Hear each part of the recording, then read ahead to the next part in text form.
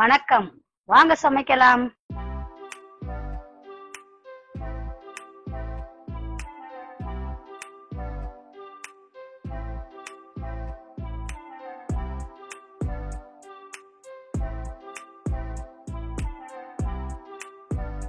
இட்லி மாவில் சுவையான உருளைக்கிழங்கு பஜ்ஜி செய்யலாம் வாங்க.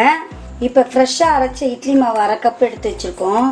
பாருங்கள், கலருக்கு கொஞ்சோண்டு மஞ்சத்தூள் சேர்த்துக்குவோம், 1/4 ஸ்பூனு.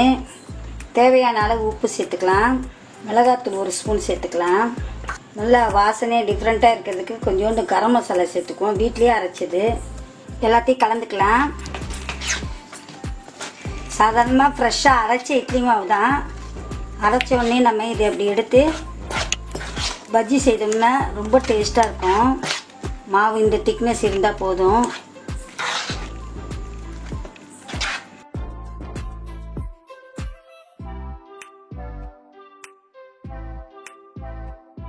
நல்லா கிளறிட்டோம். நம்ம இட்லி மாவு ரெடி பண்ணி வச்சிட்டோம். உருளைக்கிழங்கு அறுத்து வச்சுருக்கோம். அந்த உருளைக்கிழங்குல நம்ம பஜ்ஜி சுடலாம். இப்போ ஃபஸ்ட்டு நம்ம எண்ணெய் கொதிக்க வச்சுக்குவோம். சட்டியில் எண்ணெய் ஊற்றிக்குவோம்.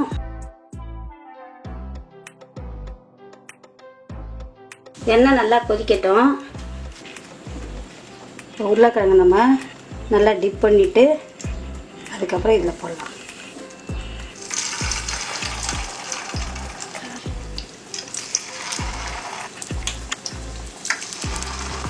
எண்ணெய் நல்லா சுட்டதுக்கப்புறம் சுடும்போது மீடியமில் வைக்கணும்.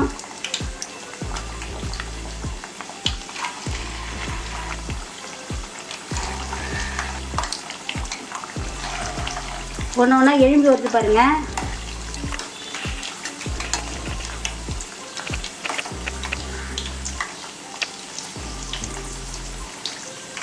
நம்ம வீட்டில் இட்லி மாவு அரைக்கும் போது இதை மாதிரி நம்ம கொஞ்சம் எடுத்து வச்சுட்டு சாயங்காலம் ஸ்நாக்ஸ் மாதிரி கூட செய்து கொடுக்கலாம். இது வந்து புளிக்க வைக்க தேவையில்லை. அப்போ நம்ம இட்லி மாவு அரைச்ச உடனே நம்ம இந்த மாதிரி பஜ்ஜி செய்து கொடுக்கலாம். பிள்ளைங்களுக்கும் ரொம்ப பிடிக்கும் உருளைக்கிழங்கு பஜ்ஜி அப்படின்னும் போது.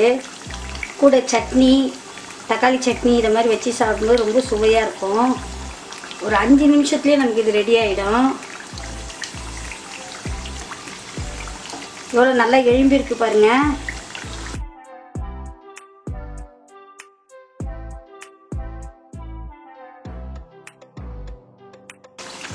அதே நேரத்தில் நல்லா முறுமுறுன்னு இருக்கும், எண்ணெயே குடிக்காது.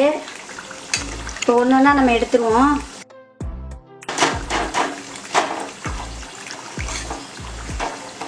எவ்வளோ எழும்பி இருக்கு பாருங்க. நம்ம சோடா மாவு எதுவுமே போடவே இல்லை.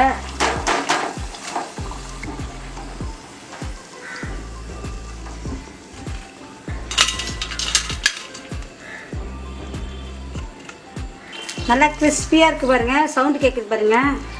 நல்லா டேஸ்ட்டாக இருக்கும் சாப்பிடும்போது.